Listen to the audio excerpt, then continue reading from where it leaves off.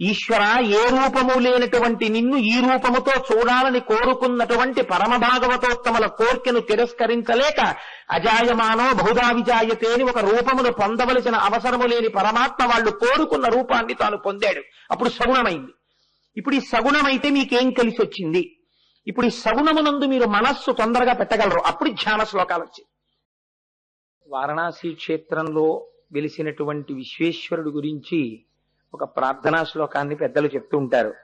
సానందమానందవనీ వసంత ఆనందకందం హతపాప బృందం వారణాసీనాథమనాథనాథం శ్రీ విశ్వనాథం శరణం ప్రపద్యే.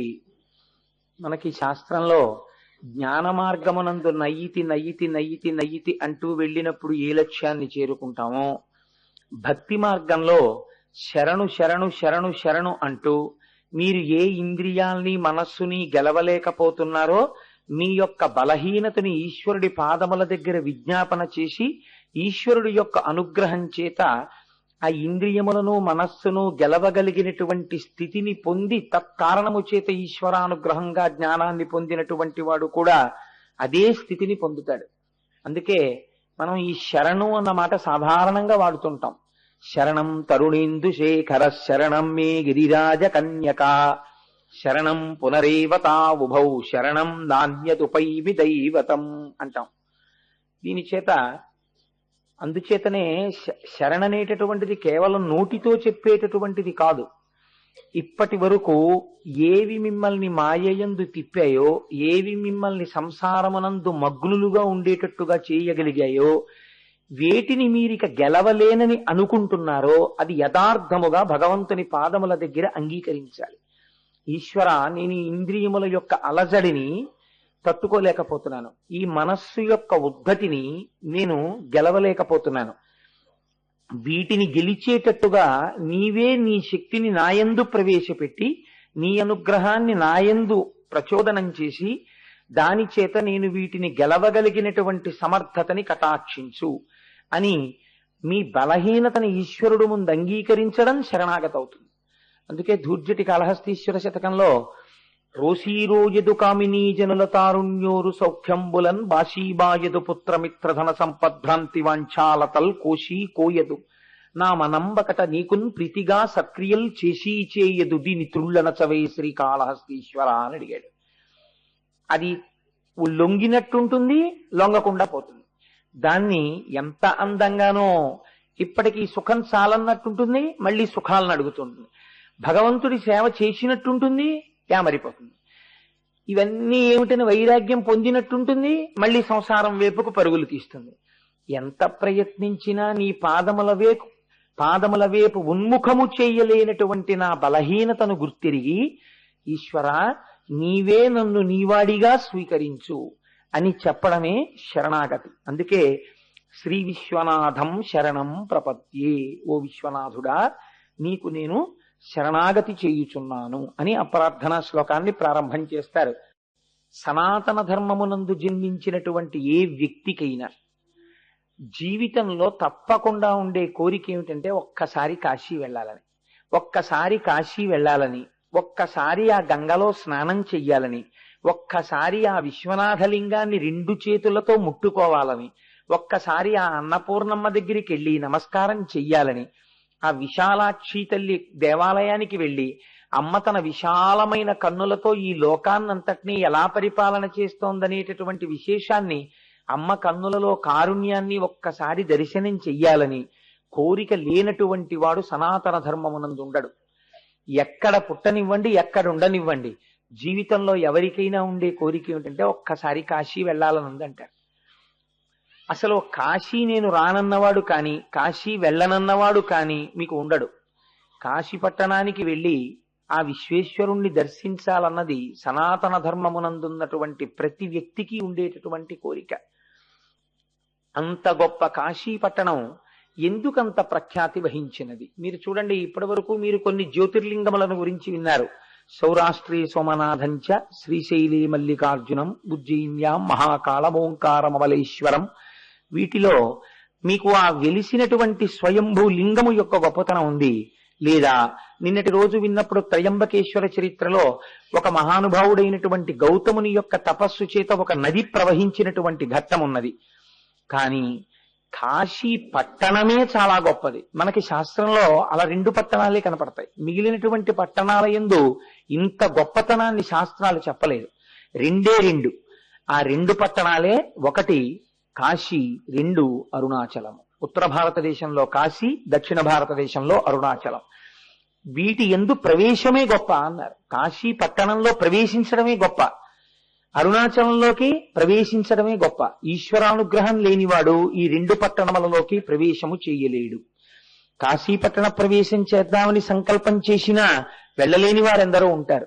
అలాగే అరుణాచలం వెళదామని బయలుదేరి వెళ్ళలేక తిరిగి వచ్చేసే వాళ్ళు చాలా మంది ఉంటారు.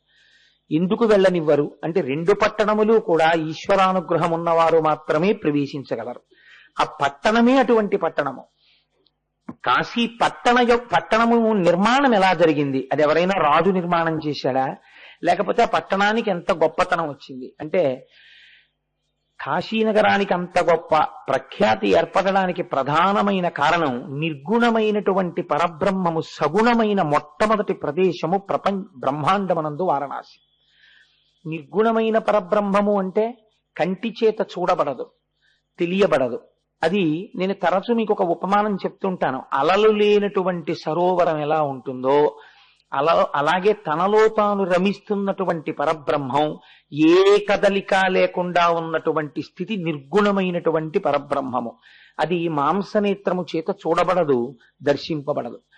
అటువంటి నిర్గుణమైనటువంటి పరమాత్మ ఒకానొక సమయమునందు సాకారుడయ్యాడు. నిర్గుణము సాకారం అవడం అంటే ఏమిటి? ఇది మీరు కొంచెం జాగ్రత్తగా తెలుసుకుంటే తప్ప అసలు వారణాసి పట్టణం యొక్క గొప్పతనం మీకు అర్థం కాదు.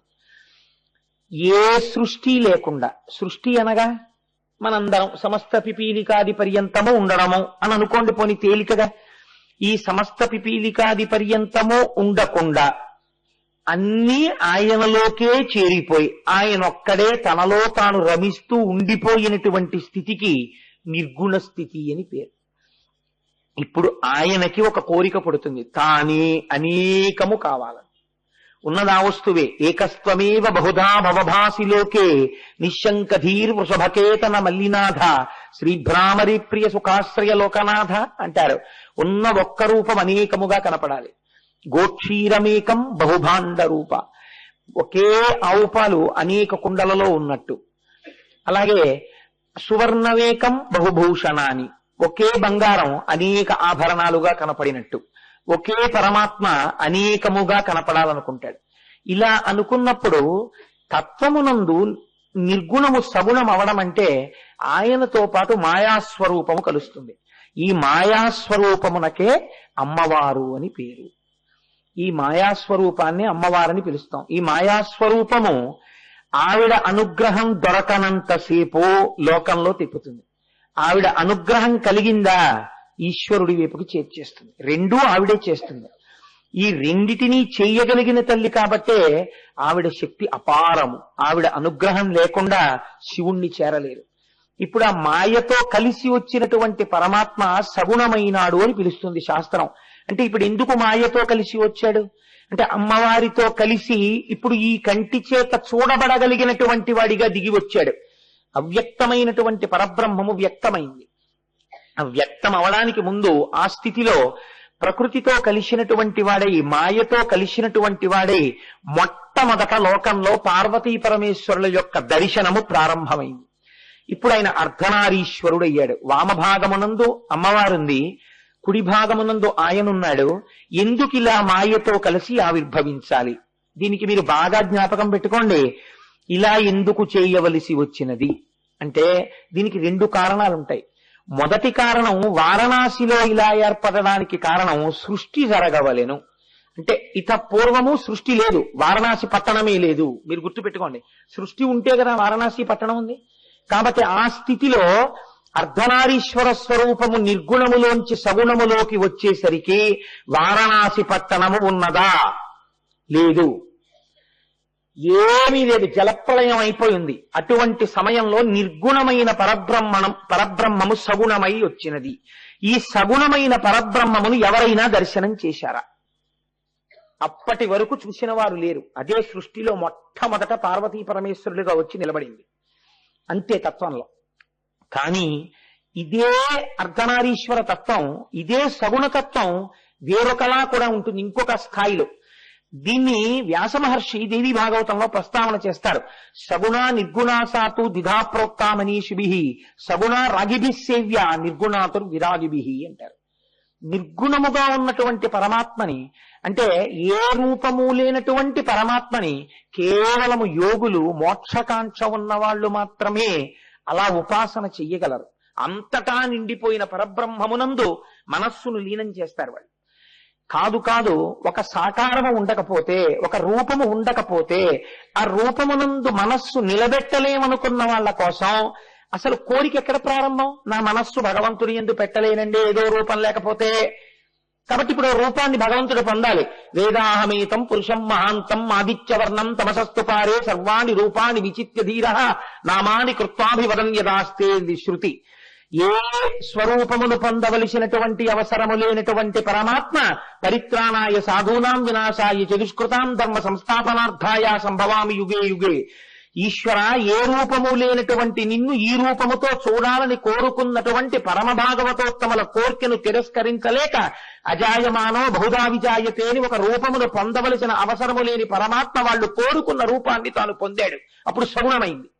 ఇప్పుడు ఈ సగుణమైతే మీకేం కలిసి వచ్చింది? ఇప్పుడు ఈ సగుణమునందు మీరు మనస్సు తొందరగా పెట్టగలరు. అప్పుడు ధ్యాన శ్లోకాలు వచ్చాయి. మీరు జాగ్రత్తగా ఒడిచి పట్టుకునే ప్రయత్నం చేయండి. ధ్యాన శ్లోకం ఎప్పుడు వస్తుందండి? ఒక రూపం ఉంటే, గాయత్రి చెయ్యాలనుకోండి, ముక్తా విద్రమహేమనీల ధవలఛాయైర్ముఖైస్త్రీక్షణై, అమ్మవారు 5 ముఖాలతో మీకు ప్రకాశించాలి. దీన్ని సగుణం అంటారు. అంత మాత్రం చేత గాయత్రి కేవలం 5 ముఖాలతో అలా సాకారంగా ఎక్కడో ఒక చోట ఉండిపోయిందని దాని అర్థం కాదు. అంతటా ఉన్నటువంటి పరబ్రహ్మము నీ చేత అలా ధ్యానం చేయబడుతోంది సూర్యమండలాంతర్వర్తిగా. అదే అమ్మవారి స్వరూపం కాదు. అమ్మవారి స్వరూపము నీ చేత అటుల ధ్యానము చేయబడుతున్నది, అలా కనపడుతుంది.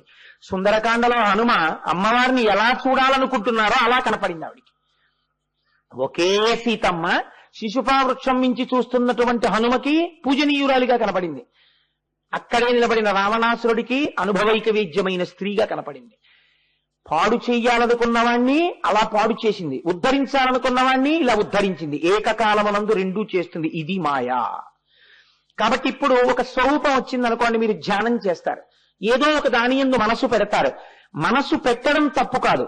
ఈ రూపమునందు నా మనస్సు బాగా మగ్నం అవుతుంది అని ఒక రూపాన్ని పట్టుకోవడం ఎంత మాత్రమూ తప్పు కాదు. దానికోసమే ఈశ్వర స్వరూపాలు వచ్చాయి.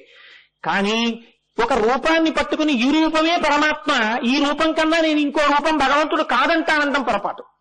అంతటా పరమాత్మే అనేక రూపాల్ని పొంది ఉన్నాడు ఆయన అవసరాన్ని బట్టి.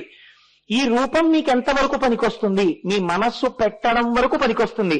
ఒక పంచదార బొమ్మ లేదా ఒక ఉప్పు బొమ్మ సముద్రపు యొక్క లోతు తెలుసుకుందామని సముద్రంలోకి ప్రవేశించి ప్రయాణం మొదలుపెట్టింది. అది సముద్రపు తడుగుకి చేరే లోపల సముద్రములో అంతర్భాగమై కరిగిపోయింది. ధ్యాన శ్లోకంతో ప్రారంభమైనటువంటి ఉపాసన ప్రారంభమై ఒక పరమాత్మ యొక్క స్వరూపాన్ని మనస్సుతో పట్టుకోవడానికి చేసేటటువంటి ప్రయత్నంలో ఇంద్రియములన్నీ వెనక్కొచ్చేసి మనస్సు లోపలికొచ్చేసి ధ్యానము చేస్తున్నవాడు, ధ్యానము చేయబడుతున్న వస్తువు, ధ్యానము అన్న 3 చెరిగిపోయి ఒక్కటైపోతుంది. ధ్యాన జాతృజ్జేయ రూప 3గా ఉన్నది ఒక్కటిగా మారిపోతుంది. అప్పుడు ఏమయ్యారు? సోహం సోహం అహం బ్రహ్మాస్మి, మీరే ఈశ్వరుడు అవుతున్నారు. అప్పటికి ఆ రూపం మీకు పట్టుకోవడానికి ముందు కావాలి. నేను తరచు చెప్తూ ఉంటాను ఒక ఉదాహరణ. ఈ పట్టుకునేటటువంటి వస్తువు ఎటువంటిది? ధ్యానము చేత. అంటే మీరు గోడ దూకాలి అని అనుకున్నారు అనుకోండి, చిన్నప్పుడు హై జంప్ చేసేవాళ్ళు స్కూళ్లలో ప్రాక్టీస్ చేస్తూ ఉంటారు. వాళ్ళు ఎక్కడో స్కూల్ గ్రౌండ్ లో ఒక దూరంగా ఉన్న చోటు నుంచి ముందు దూకవలసినటువంటి గోడ దగ్గరికి పరిగెత్తేటప్పుడు చేతిలో ఒక పొడుగాటి కర్రని పట్టుకుని పరుగు పరుగున వచ్చి ఆ చేతిలో ఉన్నటువంటి కర్ర యొక్క 2వ చివరని భూమికి గట్టిగా తాటించి తన శరీరాన్ని ఆ కర్ర యొక్క ఊతం చేత పైకి లేపి గోడ మించి అవతల వైపుకు పడిపోతాడు. పడిపోయేటప్పుడు ఈ పట్టుకెళ్లినటువంటి కర్ర తనని, ఏ కర్ర తనకి ఆధారంగా వచ్చి తన శరీరం పైకి లేవడానికి ఉపయోగపడిందో ఆ కర్రని తాను తీసుకుని వెళ్ళడు. కర్రని ఇటు పడేసి తానటు దూకేస్తాడు. ఒక స్వరూపాన్ని పట్టుకుని ధ్యానం చేసినటువంటి ధ్యానము చిట్ట చివరికి ఏ స్థితికి ప్రయాణించాలి అంటే అంతటా ఉన్నటువంటి పరమాత్మని కన్నులు విప్పి కూడా దర్శనం చెయ్యగలగాలి. అప్పుడు ఏమవుతుంది? నమచ్చోరాయిచ శిష్ప్యాయిచ ఫేన్యాయిచ శికత్యాయిచ విద్యుచ్చాయిచ ప్రవాహ్యాయిచ మేఘ్యాయిచ, ఎక్కడ చూసినా మీకు ఈశ్వరుడే కనపడుతుంటాడు. ఈ స్థితిని పొందడం కోసం విశ్వమునందు విశ్వనాథుణ్ణి దర్శనం చెయ్యడం కోసం మీకు సాకారమైనటువంటి ఉపాసన ప్రారంభమైంది. కాబట్టి ఇప్పుడు విశ్వనాథుని యొక్క ఆవిర్భావము 2 కోణముల యందు ప్రారంభమైంది. అందుకే సదాశివ సమారంభాం శంకరాచార్య మధ్యమాం అస్మదాచార్య పర్యంతాం వందే గురు పరంపరాం. మొట్టమొదట లోకానికి ఈ ఉపాసన క్రమాన్ని నేర్పడానికి నిర్గుణము నుంచి సగుణమై వెలిసినటువంటి మొట్టమొదటి భూమి ఏది ఉన్నదో అది వారణాసి. అయితే అప్పటికున్నదా వారణాసి? లేదు. ఇప్పుడు మీరు నిర్గుణము సగుణం అవడం అంటే ఏమిటో తెలుసుకున్నారు. సృష్టి ప్రారంభముగుట, సృష్టి ప్రారంభమై విడిపోయినటువంటి వాడు మళ్ళీ ఆరోహణ చేసి ఈశ్వరుడిని కలియుట. నాదోపాసనం అంటే ఏమిటో తెలుసా అండి సంగీత విద్వాంసులది? రాగాల ఆరోహణ, రాగాల అవరోహణ అంటారు. చంద్రశేఖర పరమాచార్య స్వామి వారు కొంతకాలం సంగీతం నేర్చుకున్నారు. ఆ మహానుభావుడు సంగీతం నేర్చుకుని సంగీతంలో నాదోపాసన ఈశ్వరుణ్ణి చేరడానికి ఎలా పనికొస్తుందో ప్రసంగాలు చేశారు. అది మహానుభావులు. ఆయన అన్నారు, అవరోహణ అంటే ఈశ్వరుడి నుంచి విడివడి సృష్టి క్రమమునందు జీవుడిగా నిలబడుట. నేనేముందండి కోటేశ్వరరావుని అంటాం. ఆరోహణ సరిగమ పదనిసా, మళ్ళీ ఆ సకారమునకు చేరిపోవుట. మళ్ళీ ఉపాసన చేసి దేని నుంచి విడివడిపోయి నువ్వు ఈశ్వరుడి కన్నా భిన్నమన్నావో ఆ ఈశ్వరుని యందు చేరిపోవుట. సముద్రమునందు పుట్టినటువంటి కెరటము కొంతసేపు ప్రయాణించి అలవిరిగి ఆ సముద్రములోనే పడిపోయినట్టు నీవు ఉపాసన చేత మళ్ళీ ఊర్ధ్వముఖంగా ప్రయాణించి ఉత్తర దిక్కుకి తిరిగి మళ్లీ పుట్టవలసిన అవసరము లేనటువంటి మృత్యుంజయ స్థితిని ఇయ్యగలిగినటువంటి కైలాసవాసి యందు చేరిపోవుట. ఇది ఉపాసనా క్రమం. కాబట్టి మొట్టమొదట ఆది గురువుగా ఉపాసన క్రమాన్ని ఎక్కడ ప్రారంభం చేశాడో, ఎక్కడ సృష్టి క్రమాన్ని ప్రారంభం చేశాడో అలా ప్రారంభమైనటువంటి ప్రదేశమునకు మీరు సగుణము నిర్గుణము సగుణముగా వచ్చిన ప్రదేశము. ఇప్పుడు మీరు అసలు నిర్గుణము సగుణం అవడం అంటే ఏమిటో తెలుసుకున్నారు. ఇది పార్వతీ పరమేశ్వరులుగా మొట్టమొదట కనపడింది. తెల్లగా స్వామి, ఎర్రగా అమ్మవారు. ఆ తెల్లటి స్వామిలోకి ఈ ఎర్రటి అమ్మవారు సగభాగాన్ని తీసుకున్నారు. శంకరాచార్యుల వారు అన్నారు, తయాహృత్వామం అపరమపి శంకేన మనసా అన్నారు. అమ్మ నాకు అనుమానంగా ఉందమ్మా, ఎర్రకాంతి మొత్తం పడిపోయింది, మిగిలిన సగం కూడా నువ్వు దొంగిలించావా అన్నారు. కాబట్టి అమ్మవారు ఎర్రగా, అయ్యవారు తెల్లగా అర్ధనారీశ్వర స్వరూపం వచ్చింది. ఇలా వచ్చినటువంటి స్వరూపాన్ని నిర్గుణమై, అఖండమై, నిత్యమునై, శివమై, అనన్య సంసర్గమునై, ప్రకాశిలుడు సారతరోత్తమ తేజమీ జగత్ సర్గము కోరి చెల్వమరే శక్తి శివాఖ్యల స్త్రీపుమాంసుడై నిర్గతమైన ఎక్కవ నేరిమి కారణమయ్య సృష్టికి. ఇక పూర్వము వరకు లోకమంతా ఆయనతో చేరిపోయి ఉంటే ఆయన ఇప్పుడు నిర్గుణము నుండి సగుణముగా వచ్చి ఇప్పటి వరకు నిర్గుణంగా, విడివడకుండా అఖండంగా, నిత్యంగా, సత్యంగా, శివంగా, అనన్య సంసర్గంగా ఉండిపోయినదేదో మొదట ఇప్పుడు 2గా కనపడడం మొదలైంది. పార్వతీ పరమేశ్వర అని తెల్లటి శివుడు, ఎర్రటి అమ్మ ప్రారంభమయ్యారు. ఇప్పుడు ఇలా ఎందుకు వచ్చింది? మొదటి కారణం సృష్టిని చేయడానికి వచ్చింది. ఇప్పుడు సృష్టి ఎలా జరగాలి? స్త్రీ పురుష అన్న 2 శరీరములు ఉండాలి. ఈ 2 శరీరములు ఉంటే సృష్టి ప్రారంభం అవుతుంది. ఆయన లోపల సంకల్పం చేశాట. దీన్ని శాస్త్రం అంది బహుమర్యాదగా మాట్లాడింది. నారాయణ నారాయణి. నారాయణి పార్వతీదేవి, నారాయణ శ్రీ మహావిష్ణువు. ఇప్పుడు అమ్మవారు పుంస్వరూపాన్ని పొందింది. మళ్ళీ శ్రీ మహావిష్ణువుగా వచ్చి ఎదట నిలబడింది. ఆయన పక్కన సృష్టి చేయడానికి అనువైనటువంటి ఒక స్త్రీ స్వరూపము వచ్చి చేరింది. శ్రీ, ఈ లోకమంతటిగా ప్రకాశించడానికి. ఇప్పుడు వాళ్ళిద్దరూ చూసన్నారు, నీ సంకల్పము మాకు తెలిసింది, సృష్టి జరగాలన్నది నీ కోరిక, కానీ మేమేం చెయ్యాలి సృష్టి చెయ్యడానికి? ఇంత సృష్టి జరగాలి, ఏదో ఒకరినో ఇద్దరినో కంటం కాదుగా, కాబట్టి ఎలా ఇంత సృష్టి ఎలా జరుగుతుంది అని అడిగారు. అడిగితే ఆయన అన్నాడు, తపించండి అన్నాడు. పరమశివుడు నోరు విప్పి నిర్గుణము నుండి సగుణమైన తరువాత ఆయన నోటి వెంట పలికినటువంటి మొట్టమొదటి మాట తపింపుడు. మీరు తపించండి, తపస్సు చెయ్యండి. వాళ్ళన్నారు ఎక్కడా? ఎందుకని? ఏం లేదప్పుడు, అంత నీరే, నీటితో నిండిపోయింది, ఎక్కడ తపస్సు చెయ్యాలి అని అడిగారు. వెంటనే ఈశ్వరుడు చూసి ఒక పట్టణాన్ని సృష్టి చేశాడు. అంటే అసలు ఈ బ్రహ్మాండముల యందు సృష్టింపబడిన మొట్టమొదటి పట్టణము వారణాసి. ఇప్పుడు వస్తోంది సృష్టిలో ఒక పట్టణం. ఏమా పట్టణం? కడున సత్కర్మముల నెల్ల కౌశలమున ఒడిసి కర్షణ కావించి సుడియ చేయ కాశీయను పేరు చెంది విఖ్యాతమయ్యే 5 క్రోసుల బరగునయ్య భవ భూమి. భవ అంటే బతికించువాడు. ఆ బతికించడం అంటే ఏంటి? నీ కృపన్ బ్రతికితి నీకన్న పుణ్యాత్మకులు కలరే, దీనికి నీకున్ ప్రత్యుపకృతిం చేయంగా నేనేరా అంజలి ఘటించద భూసురాన్వయమణి సద్బంధు చింతామణి అంటుంది రుక్మిణీ కళ్యాణంలో అమ్మవారు. బ్రతికించేటటువంటి వాడు గురువు. బ్రతికించడం అంటే ఏదో చంపేస్తే బతికడం కాదు. ఇన్నాళ్ళు చూడండి, ఏదైనా కష్టంలోంచి బయటకు వచ్చాం అనుకోండి, అమ్మయ్య నన్ను బతికించారండి అంటారు. చావడం చావడం చావడం, పుట్టడం పుట్టడం చావడం పుట్టడం తప్ప ఇంకోటి తెలియకుండా చచ్చి పుడుతున్న మనకి ఒక గురువు దొరికి మళ్ళీ ఇంకొకసారి పుట్టవలసిన అవసరం లేకుండా చేసేశాడు. ఇంకంటే ఇప్పుడు నువ్వు నిత్యుడ వైపు అంటే బతికిపోయావి. కాబట్టి ఇలా బతికేటట్టు చెయ్యడానికి అంటే మోక్షం ఇవ్వడానికి. కాబట్టి ఇప్పుడు కాశీ ఏ పురి? మోక్షపురి, భోగపురి కాదు. కేవలము మోక్షం ఇవ్వడానికి. మోక్షమును పొందాలంటే ఏముండాలి?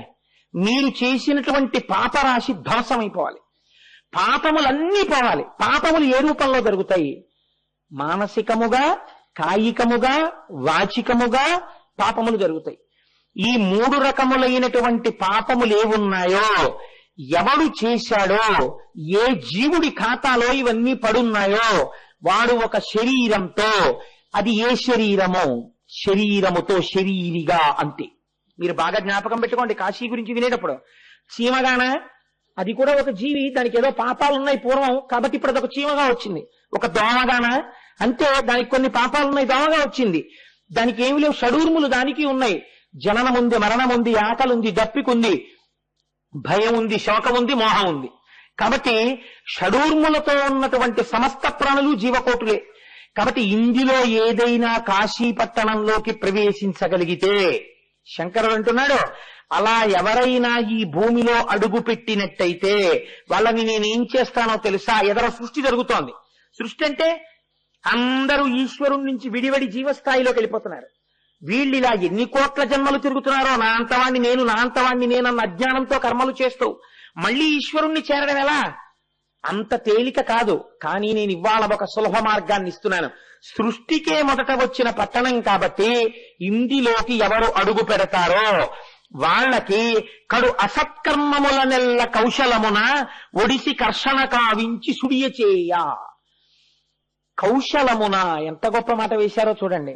అంటే మంచి నేర్పరితనంతో ఈ శరీరంలోంచి ఒక భాగాన్ని బయటికి తీస్తున్నారనుకోండి, చాలా అల్లరి ఉండాలి దానికి.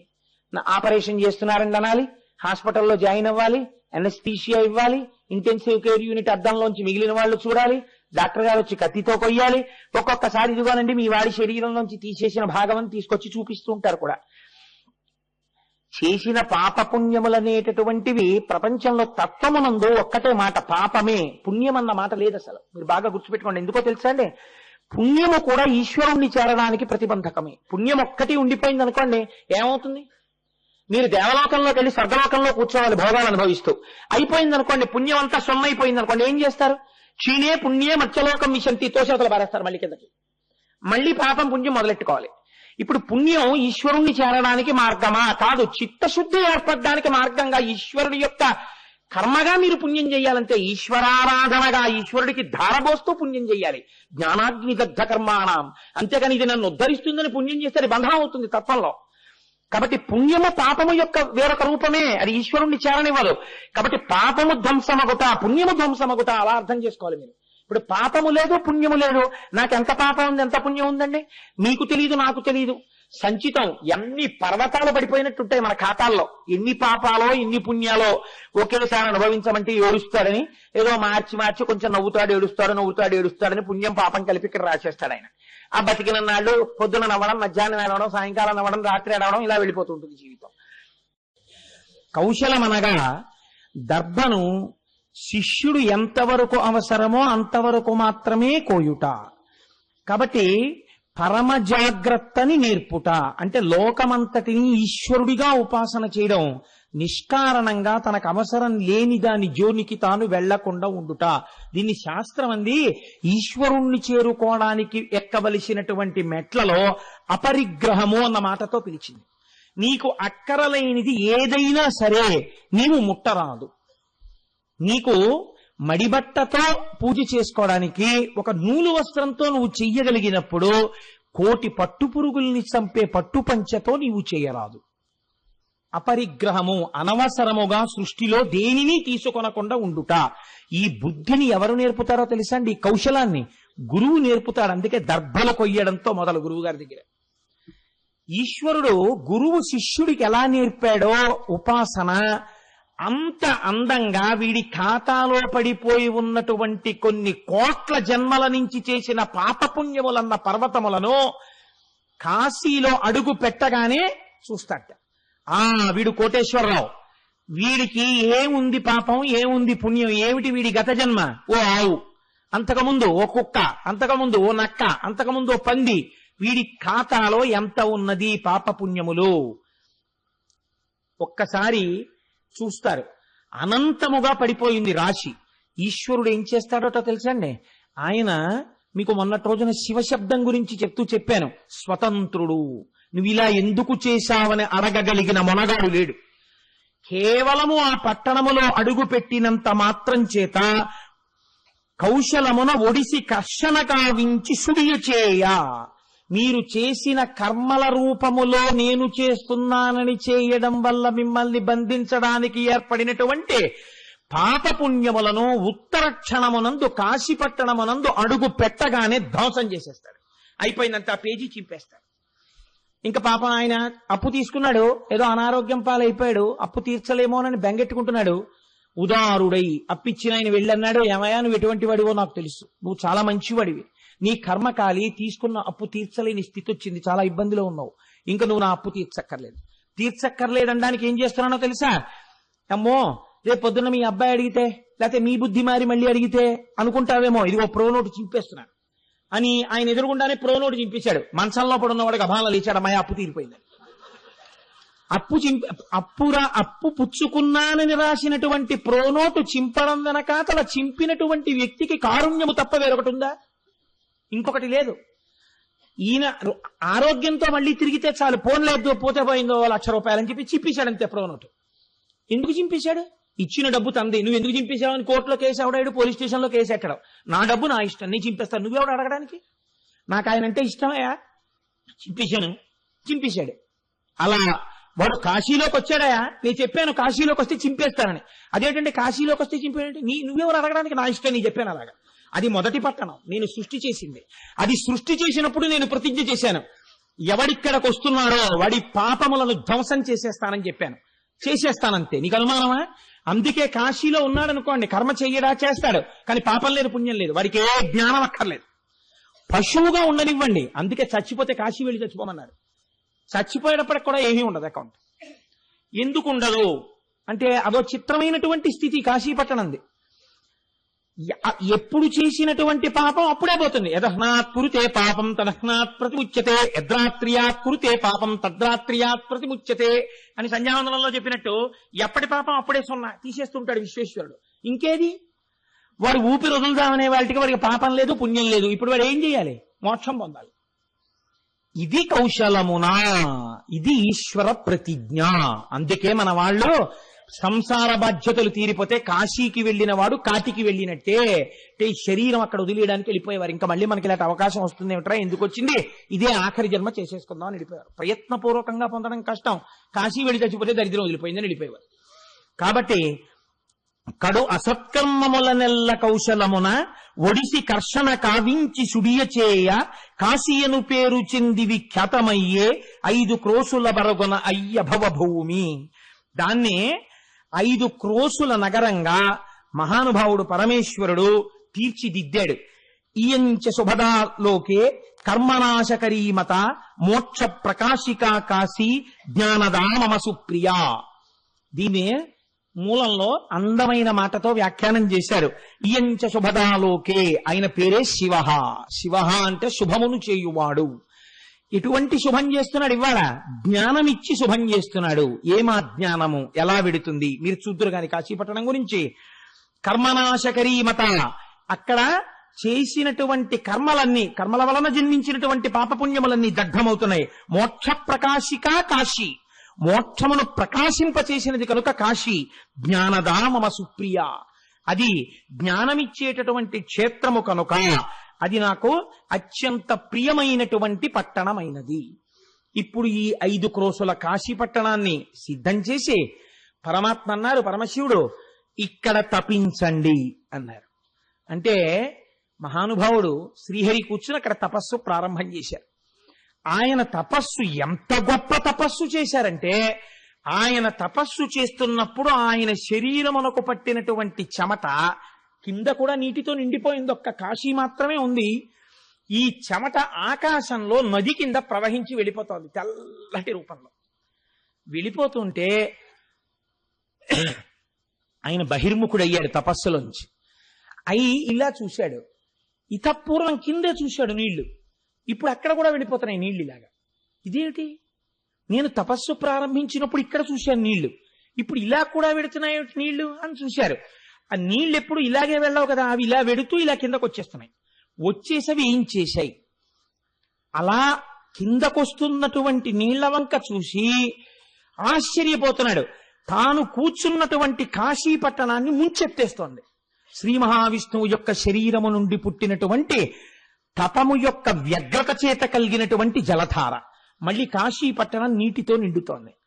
ఇప్పుడు శంకరుడు చూశాడు, చూసి ఇది కాశీ పట్టణం విష్ణువు యొక్క తపము వలన కలిగిన జలధారల యందు మునిగిపోతోందని తన త్రిశూలము చేత పట్టి పైకెత్తాడు. ఇప్పుడు దానికి త్రిశూల స్పర్శ కలిగింది. పైకెత్తి ఇలా పెట్టేటప్పటికీ ఈ నీళ్లలోంచి భూమి పైకి వస్తూ కనపడింది. అరే ఇదేదో చాలా గమ్మత్తుగా ఉందిరా, మళ్ళీ భూమి పైకి లేస్తోంది వారణాసి అని ఆయన ఇలా కిందకి చూశాడు. ఆశ్చర్యంతో ఇలా అండంలో చెవికి పెట్టుకున్నటువంటి ఒక కుండలం ఊడిఠాంగున నీళ్లలో పడిపోయింది. అది ఎక్కడ పడిందో అదే మణికర్ణికా తీర్థమైంది. కాశీలో గంగలో ఇదే మణికర్ణికా ఘాట్ అని పిలుస్తుంటాం, అది మణికర్ణికా ఘాట్. అక్కడ పైకెత్తాడు పరమాత్మ, త్రిశూలం మీద పైకెత్తి ప్రతిజ్ఞ చేశాడు, ఇప్పటి వరకు ఈ పట్టణాన్ని మాత్రమే సృష్టించాను, ఇప్పుడు చెప్తున్నాను, లయం జరిగిపోయినప్పుడు లోకాలు ప్రళయ జలముల యందు ఈ లోకమంతా మునిగిపోతుంది, కానీ ఈ కాశీ నా త్రిశూలమునికి పైన నించుంది కాబట్టి ఈ ఒక్క పట్టణం మాత్రం ములగదు, ఇది అలాగే ఉండిపోతుంది కాశీ. కాబట్టి కాశీకి లయం లేదు.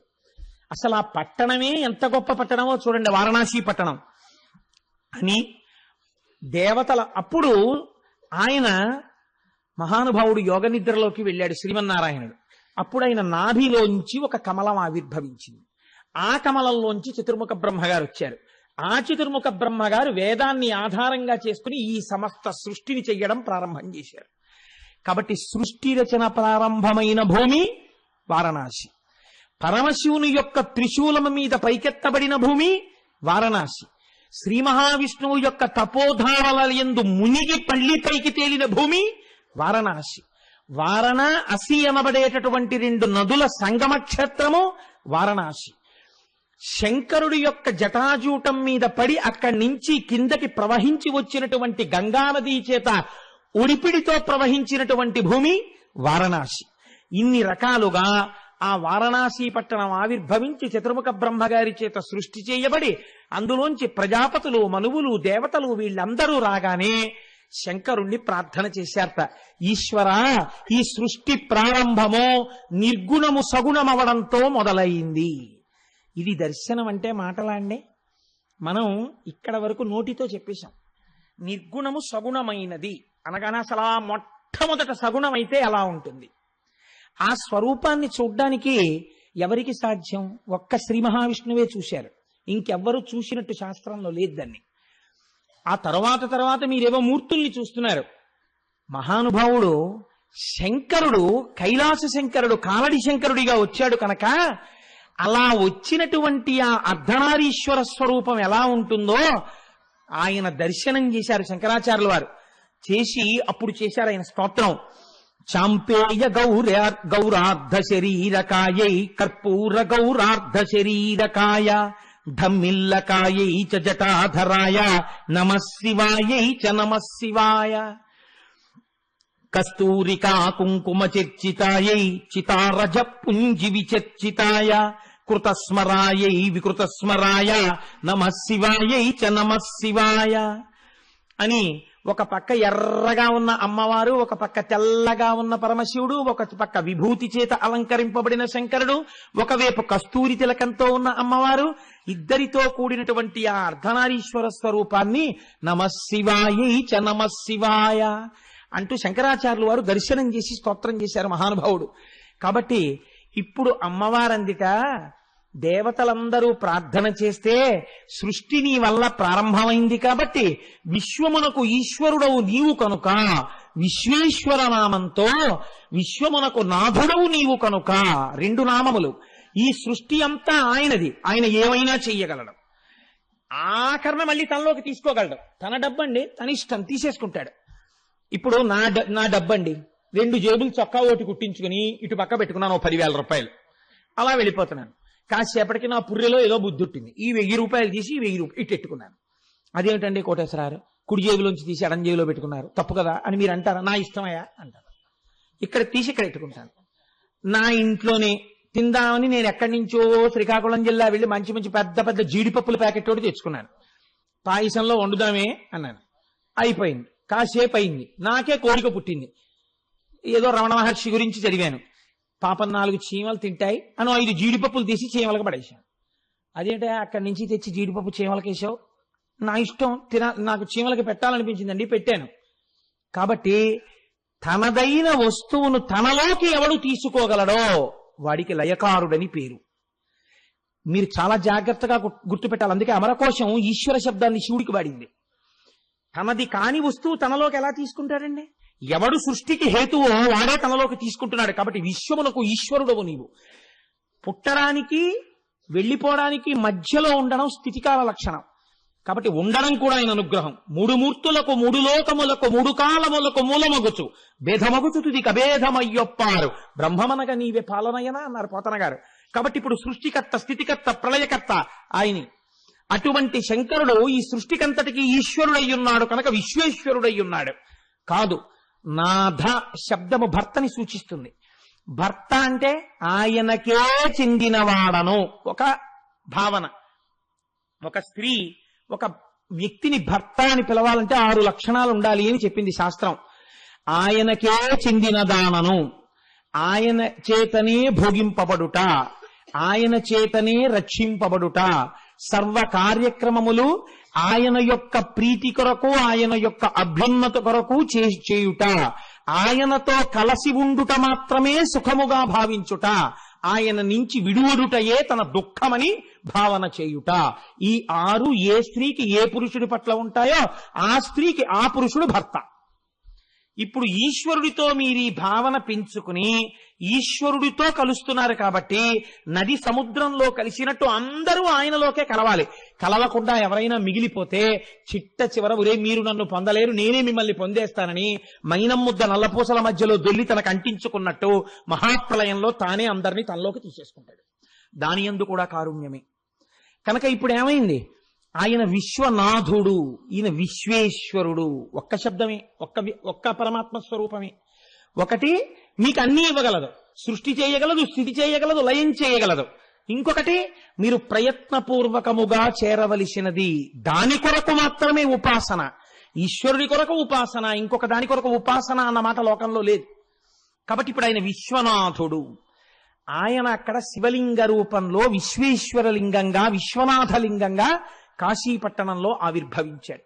అందుచేతది స్వయంభూలింగమైనది.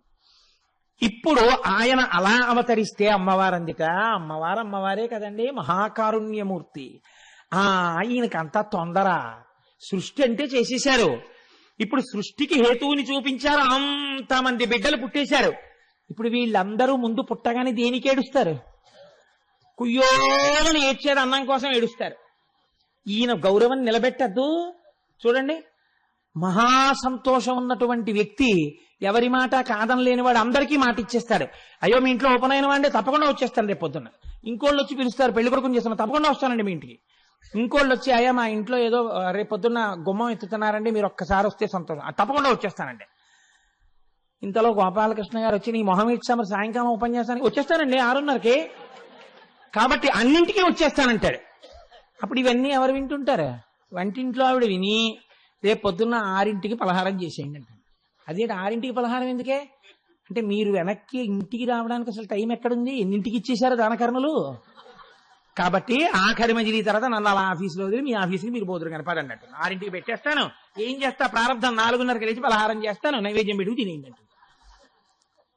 తాను పరమజ్ఞాని, ఆయన గబగబా సృష్టి చేశాడు. ఇప్పుడు ఈ సృష్టి నిలబెట్టడానికి అన్నం ఎవరు పెట్టాలి? వైష్ణవి ఆవిడే, నారాయణి ఆవిడే. కాబట్టి ఇప్పుడు ఆవిడట అడిగితే పెట్టింది అమ్మ ఎందుకు అవుతుంది? ఏడవగానే పెట్టింది అమ్మ అవుతుంది కదండి. నాన్నకి ఏడిస్తే తెలుస్తుంది, ఏరా ఏడుస్తున్నావు అంటే ఆకలేస్తాను నాన్నగారండి, ఎంతసేపు తిప్పుతారని, ఓ మర్చిపోయిన రోజు ఏదో హోటల్ చూద్దాం ఉండంటాడు. అమ్మ అలా కాదు, అమ్మ నాన్నగారితో కలిసి తీర్థయాత్రలకు వెళ్ళిన బిడ్డలకి తెలుస్తుంది ఈ విషయం. ఏమండి పిల్లాడికి పాపం పొద్దున్న 8ంటికి ఏదో ఒకటి తినేసి స్కూల్కి వెళ్ళిపోవడం అలవాటు, 9 అయిపోయింది, వాడు నకనకలా ఆడిపోతున్నాడు, ఏదైనా పెట్టించండి అంటుంది. తండ్రికి అప్పటి వరకు ఏం తెలియదు, అటుకుళ్ళు కూడా చూసి వచ్చేద్దాం అంటుంది. అమ్మ కడుపు తొడుగుతుంది. కాబట్టి ఇప్పుడు ఆవిడ ఎలా వచ్చిందో తెలుసా అండి? అన్నపూర్ణగా వచ్చిందిట. నేను ఈయన చేత సృష్టింపబడిన ఈ సమస్త లోకానికి అన్నం పెడతాను. ఎలా పెడతానో తెలుసా?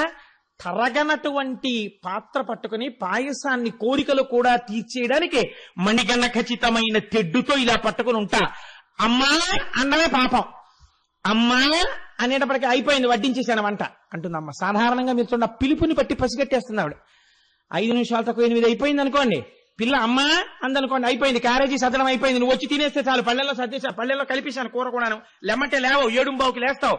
లేచింది ఆలస్యంగా పిల్ల, దానికోసం పప్పు అన్నం కూడా కలిపి పెట్టేది అమ్మ, కంగారు పడుతూ చెమటలు కక్కుతూ. ఈయనేమో పూజ సంధ్యావందనం, అక్కడ కూర్చుంటాడు, ఫోన్లు వచ్చేవాళ్ళు వెళ్ళేవాళ్ళు, పిల్ల 7:15కి లేస్తుంది, తాపత్రయం అంతా ఆవిడిది. కాబట్టి నిర్వహణ కోసమని అన్నం పట్టుకుని వచ్చింది కారుణ్యమూర్తి అయి మా అమ్మ.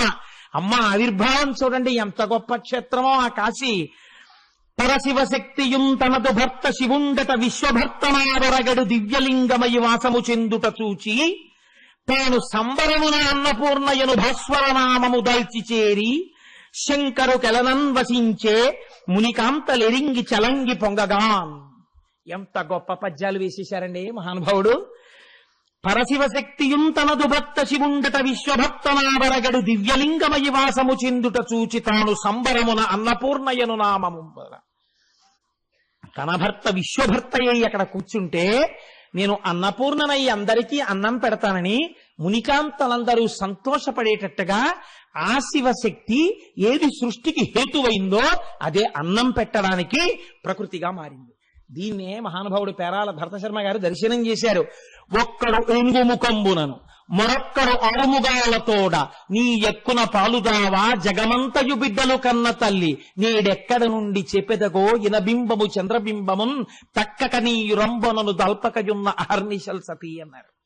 అమ్మా మేము బిడ్డలమేగా, మేము పుట్టిన వాళ్ళమేగా, మా అందరికీ నువ్వేగా అమ్మవి, మేం బతకాలంటే నీ పాలు తాగాలిగా, క్యూలో నించుంటే మాకు టర్న్ ఎప్పుడు వస్తుంది? ఒక ఆయన ఏనుగు ముఖంతో తాగేస్తున్నాడు, ఒక ఆయన 6 ముఖాలతో తాగేస్తున్నాడు. ఇద్దరు ఎవరు? ఒకరు విఘ్నేశ్వరుడు, ఒకరు సుబ్రహ్మణ్యుడు. వీళ్ళిద్దరూ తాగాక ఇంకేముంటాయమ్మా? అని పిల్లలందరూ ఆకలితో నిలబడ్డారని అమ్మవారు వెంటనే సూర్యుణ్ణి చంద్రుణ్ణి తన స్థనములుగా సృష్టించిందిట. సూర్యబింబము చేత పంటలు పండుతాయి, సూర్యకాంతి చేత. చంద్రబింబము చేత ఎక్కువ తినేస్తే వచ్చిన జబ్బు ఔషధుల వలన తగ్గుతుంది. అందుచేత రెండింటినీ అమ్మవారి స్థనములుగా ప్రకాశింపచేసిందిట. కాబట్టి లోకము అమ్మవారు చేత పోషింపబడుతోంది ఆ తల్లి చేత. కాబట్టి ఇటువంటి అన్నపూర్ణతత్వాన్ని చూసి పొంగిపోయారట మునికాంతలమ్మా, ఇవాళ ఎటువంటి స్వరూపాన్ని పొందావమ్మా. అందుకే మీరు చూడండి, పూర్వం ఎక్కడైనా భోజనాలు పెడితే వెంటనే ఏదో దూడల్ని వదిలేసినట్టు తినేసేవారు కాదు. ఒక్కసారి కూర్చుని నిత్యానందకరి వరాభయకరి సౌందర్యరత్నాకరి నిర్ధూతాఖిల ఘోర పావనకరి ప్రత్యక్ష మాహేశ్వరి ప్రాళేయాచల వంశ పావనకరి కాశీపురాధీశ్వరి భిక్షాం దేహి కృపావలంబనకరి మాతా అన్నపూర్ణేశ్వరి అనేవారు.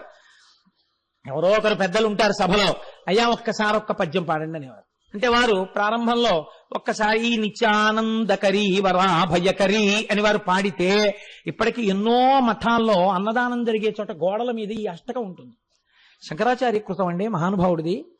ఆయన ఆ అష్టకంలో కనీసం ఒక్క పద్యం చదివి, ఒక శ్లోకం చదివి, అమ్మా ఇది నువ్వు పెట్టిన అన్నమమ్మా అని తింటే ఎంత అమ్మకి ఏం కావాలండి ప్రపంచంలో?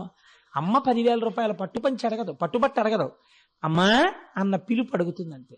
మీరు చూడండి, అమ్మ దగ్గరికి వెళ్ళి అమ్మ బాగా ఎక్కువ కాలం బతకడానికి హేతు ఏమిటో తెలుసా అండి? అమ్మా అమ్మా అమ్మా అమ్మా అని 10 మాటలు పిలవడమే. కడుపున పుట్టిన బిడ్డ ఎవ్వరైనా సరే అమ్మని అమ్మా అమ్మా అమ్మా అని 10 మాటలు పిలవకపోతే అమ్మ ఆయుర్దాయం తగ్గించిన వారే ఆ బిడ్డ. ఆవిడ ఏం అడగదు మిమ్మల్ని. ఆవిడ అడిగితే ఒకవేళ నిజంగా అటువంటి తత్వం ఉంటే ఆ దోషం ఆవిడితో ఉంటుంది. అలా అనడానికి శాస్త్రం ఒప్పుకోదు. కుపుత్రోజాయే తత్కచిదపి కుమాతాన భవతి. కానీ మీరు మాత్రం అమ్మా అమ్మా అమ్మా అమ్మా నోరారా అనవలసిందే. ఆ మాట అమ్మ ఆయుర్దాయాన్ని పెంచుతుందండి. అంత బిజీ డాక్టరు ఐవీరావు గారు తెల్లవారకట్ట వాళ్ళ అమ్మగారి దగ్గరికి వెళ్ళి మంచం మీద కూర్చుని, అమ్మా లేచావా, అమ్మ తిన్నావా, ఇవాళ బూర్లు వండారమ్మా తిను అంటే, ఏం తింటాను రా, షుగరు అంటే, నేను ఉండగా నీకేటమ్మా, తినే 2 బూర్లు ఇంజక్షన్ చేసేస్తాను. రావు గారి మాటలకి బతికారు వాళ్ళ అమ్మగారు చాలా కాలం. అది సంస్కారం అంటే. కాబట్టి అమ్మా అని అనగలగాలి. నీ శరీరము అన్నవికారము. ఆ తల్లి శార్వాణి అయి నీకు అన్నం పెడుతోంది, పంట పండిస్తోంది. నా స్వామి అనుగ్రహం చేత అగ్నిహోత్రుడు పాచకుడై నీకు అన్నం వండాడు. నువ్వు తినేటప్పుడు ఒక్కసారి అన్నపూర్ణ అనకుండా తింటే నువ్వు కృతజ్ఞుడమైపోయావు. ఈ మాట చెప్పడానికి కూడా భయం వేస్తుంటుంది. ఎందుకంటే అంతకు పూర్వం అంతా ఇలా చెప్పకుండా తినొచ్చేస్తూ ఉంటుంటాం. ఒక్కొక్క రోజున వచ్చిన గొడవ వచ్చేసి మళ్ళీ ఇది సభలో చెప్పాలంటే కొంచెం భయంగా ఉంటుంటుంది. కాబట్టి మనం ఇది ఒక మంచి అలవాటు చేసుకుంటే మళ్ళీ మన పూర్వ వైభవం వస్తుంది. ఏదీ లేకపోయినా కృతజ్ఞత మీరు ఒక అలవాటు చేయండి. మీ ఇళ్లలో శుభకార్యాలైనప్పుడు మొట్టమొదటి పంక్తి ఉందో మీరు పుస్తకం పట్టుకుని నిత్యానందకరి వరాభయకరి ఈ శ్లోకం వచ్చినా మీకు రాకపోయినా ఒక్కొక్క మాట చెప్తాం. మీరు చెప్పి అన్నం తినండి, మీరు చెప్పి అన్నం పెట్టడం ప్రారంభం చేయండి. లోకంలో అనావృష్టి లేకుండా అందరికీ అన్నపానాలు దొరుకుతాయి. కాబట్టి ఆ అన్నపూర్ణ అమ్మవారు వచ్చి 10 మందికి అన్నం పెట్టడానికి అక్కడ వెలిసిందిట. సరే, ఇంకా గంగ అంటారా? గంగే భవాంగపతితంతోయం పవిత్రమితి పస్పృశు అన్నారు వాల్మీకి మహర్షి రామాయణంలో. శంకరుడు యొక్క శరీరమును తాకి కింద పడింది కాబట్టి గంగకంత పవిత్రత వచ్చింది. ఎదర మీరు గంగావతరణం ఓ రోజున వింటారు. మొట్టమొదట గంగ అవతరించినప్పుడు అందులో స్నానం చెయ్యలేక నీళ్లు తీసి చల్లుకోగానే పాపాత్మలు పైకి వెళ్ళిపోయారు. పైనుంచి స్నానాలు చేయడానికి కిందకొచ్చారు. ఇదో పెద్ద షటిల్ సర్వీస్ కింద తిరిగింది లోకమంతాను. కాబట్టి అటువంటి గంగ వారణాసి పట్టణంలో ప్రవహిస్తోంది. మీరు ఒక్కటి చూడండి, మనం ఒక మాట అంటుంటాం, కాశీ గంగ అంటాం. ఎవరైనా గంగ పట్టుకొచ్చారనుకోండి, ఏమిటండి ఇది అని అడిగారు అనుకోండి, కాశీ గంగ చెంబండి అంటారు. ఏమండి కాశీ గంగ ఎందుకు తేవాలి? హరిద్వార్లో గంగ లేదా? ఋషికేశ్లో గంగ లేదా? లేకపోతే ఇంకా మీరు పైకెడితే కేదార్నాథ్ అక్కడ కూడా గంగ ఉంది కదా. ఆ గంగని పిలవకుండా మీరు కాశీ గంగ తెచ్చామని కాశీ గంగ అన్న మాట ఎందుకంటారు మీరు? దానికి ఏమైనా శాస్త్రంలో మర్యాద ఉందా? లేకపోతే ఉత్తినే ఏదో అనాలి కాబట్టి కాశీ వెడితేనే గంగా స్నానం చేస్తుంటాం కాబట్టి ఎక్కువ కాశీ గంగ అంటుంటారా? కాదు. కాశీ ఉత్తరాన పుట్టి దక్షిణానికి ప్రయాణం చెయ్యడం మొదలుపెట్టి వారణాసి క్షేత్రం వరకు దక్షిణాభిముఖంగా వచ్చింది. వారణాసి పట్టణంలో ఉత్తరాభిముఖమైంది. మళ్ళీ మనం కూడా సృష్టిలో భగవంతుడి నుంచి విడివడి జీవస్వరూపంతో పుట్టడం, చావడం, మళ్ళీ దక్షిణ దిక్కుకి ఊరికి శ్మశానం ఉంటుంది. శ్మశానంలో కలిసిపోవడం, మళ్ళీ పుట్టడం, మళ్ళీ శ్మశానం వైపుకి ఎడుతూ ఉండడం, ఉత్తరానికంటే మళ్ళీ పుట్టడానికి ఎడుతూ ఉండడం, మళ్ళీ దక్షిణానికి ఎడుతూ ఉండడం, ఇలా తిరుగుతున్నాం. ఈ తిరగడం అన్న చక్రము ఎప్పుడు ఆగుతుందంటే మీరు ఈశ్వరాభిముఖులైనప్పుడు ఆగిపోతుంది. ఇంకా అదే ఆఖరి జన్మ. కాబట్టి గంగ కాశీలో ఉత్తరానికి తిరిగింది. అందుకని కాశీ గంగ పరమ పుణ్యప్రదం అనడానికి కారణం ఇది. ఇంకొకటి హేతువు కాదు. కాశీ గంగా అనడానికి ఇది కారణం. గంగ ఎక్కడున్నా గంగే. అందుకనటువంటి కాశీలో ఉన్నటువంటి గంగయందు స్నానం చెయ్యడానికి మనసు వివ్విళ్ళూరనటువంటి వాడు ఉండడు. శంకరాచార్యులు వారి యొక్క జీవిత చరిత్రలో ఒక మాట రాస్తారు. శంకర భగవత్పాదులు మొట్టమొదట వారణాసి క్షేత్రానికి వెళ్లి కాశీలో గంగలో స్నానం చేయడానికి అడుగులు వేస్తున్నారట. వేస్తుంటే గంగా తరంగములు ఎంతో సంతోషంగా ముందుకొచ్చేట. ఎందుకని?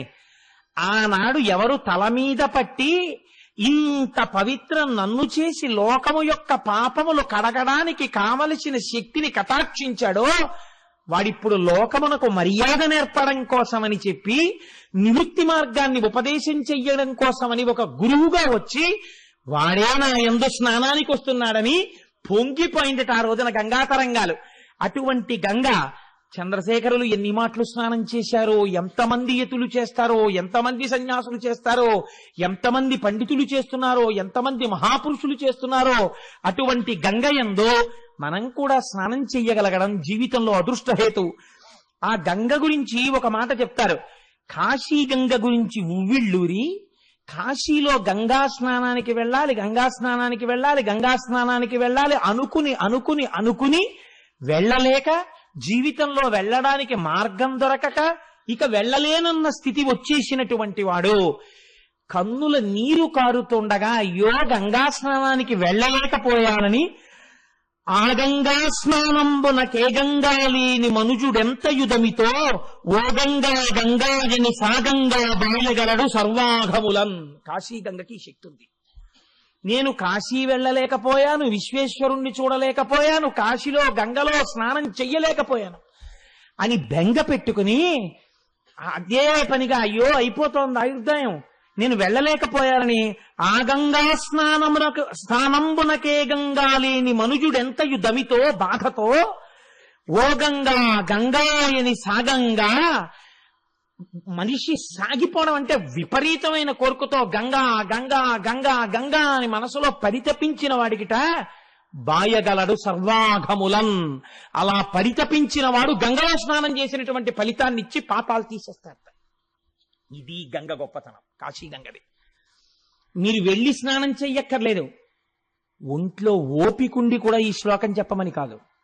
ఏ కారణం చేతనో కాశీ వెళ్ళలేకపోయి ఇక ఈ శరీరముతో నేను కాశీ వెళ్ళలేననేటటువంటి స్థితి అనుకోకుండా ఏర్పడిపోతే అలా పరితపించిన వాడికి గంగా స్నాన ఫలితం ఇచ్చి పాపాలు తీస్తారన్నారు. మీకు ఇంకో చిత్రం తెలుసా అండి? పోతన గారు భాగవతంలో చెప్పారు. పరీక్షిత్ గంగా ఒడ్డున ప్రాయోపవేశం చేసినప్పుడు గంగ దగ్గరికి వెళ్ళి ఇలా నిలబడగానే అమ్మా గంగా స్నానానికి వచ్చానమ్మా అంటే చాలట, అమ్మా నీలో మునక వేద్దామని వచ్చానమ్మా అంటేట అమ్మా అని పిలిచిన నరు పొమ్మా అని ముక్తి కడకు బుత్తువట.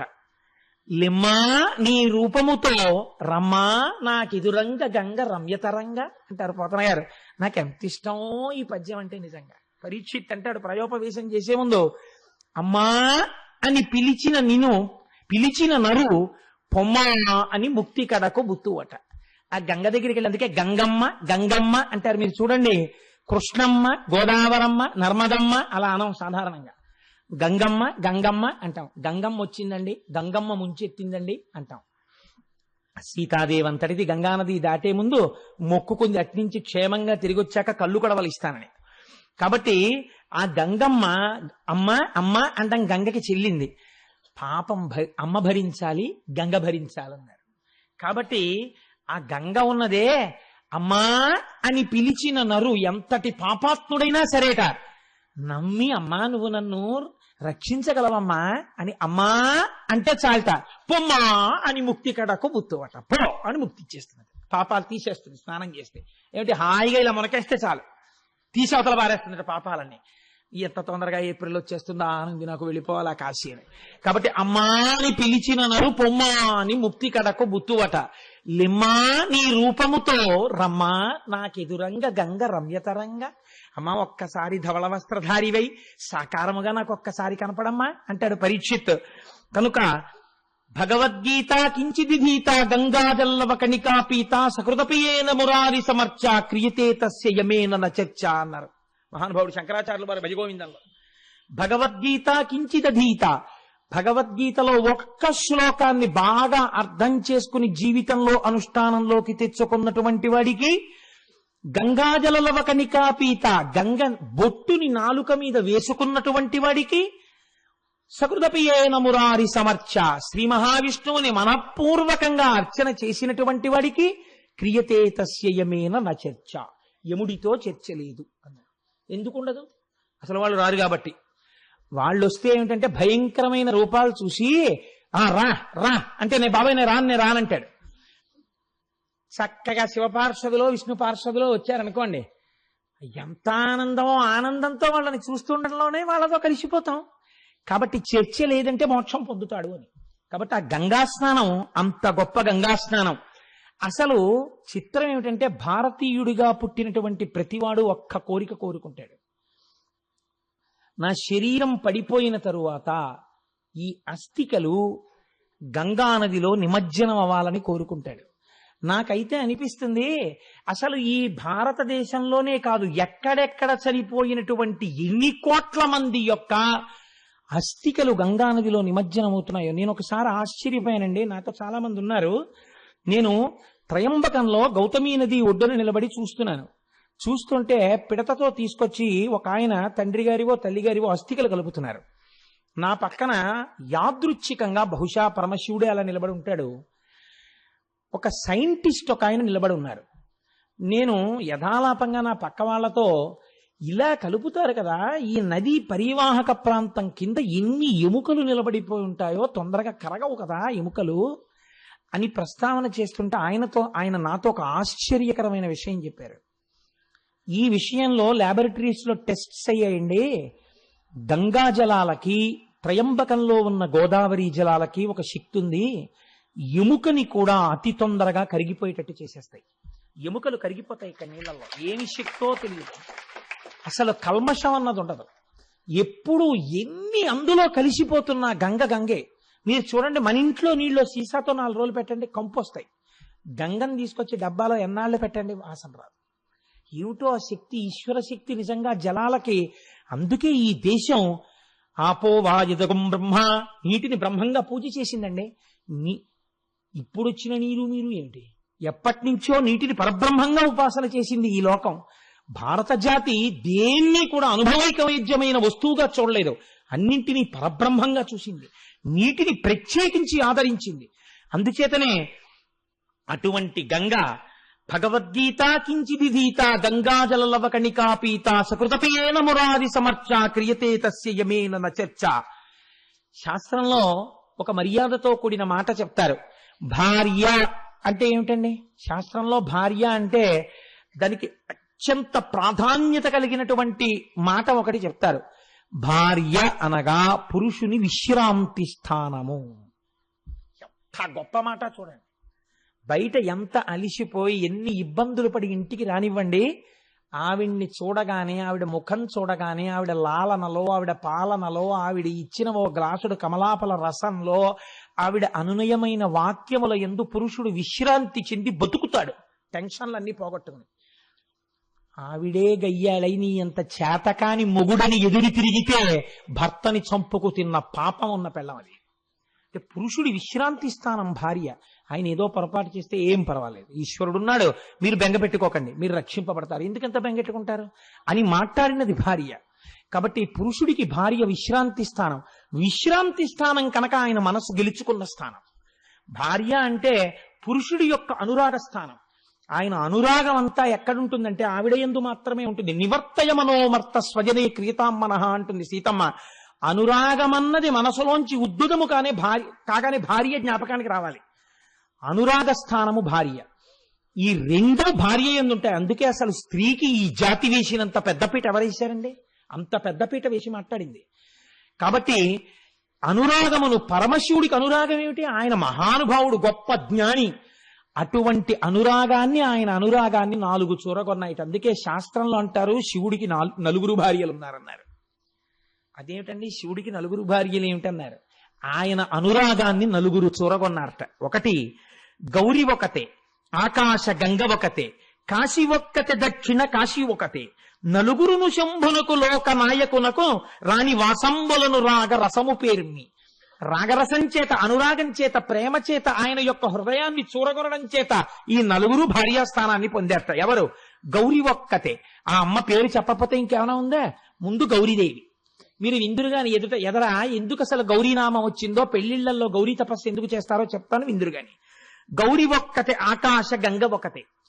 పక్కన ప్రవహిస్తున్నటువంటి ఆ గంగ అంటే శంకరుడికి అంత ఇష్టంట. కాశీ ఒక్కతే, తన చేత నిర్మింపబడిన కాశీపట్టణం అంటే ఆయనకు అంత ఇష్టంట. అందుకే వ్యాసుణ్ణి శపించాడు. కాశీ ఒక్కతే, దక్షిణ కాశీ ఒకతే, దక్షారామం అంటే ఆయనకు అంత ఇష్టంట. మన అదృష్టం అండి, 1 అరగంట వెళ్ళిపోతే దక్షిణ కాశీ వెళ్ళిపోతాం. దక్షారామం అంటే ఆయనకు అంత ఇష్టంట. శ్రీనాథుడు చెప్పాడు మహానుభావుడు. దక్షిణ కాశీ ఒకతే, 4 శంభునకు లోక నాయకునకు రాణి వాసంబులను రాగ రసము పేర్మి. ఆయన యొక్క అనురాగాన్ని చూరగొన్న వాళ్ళవడం వల్ల ఈ 4 ఆయనకి భార్యలయ్యారు. మీరు చూడండి, ఇందులో ఒక గమ్మత్తు ఉంటుంది. వ్యాసుడు మహాజ్ఞాని, వేద విభాగం చేశాడు, 18 పురాణములను ఇచ్చాడు. కాశీ మోక్షపురి.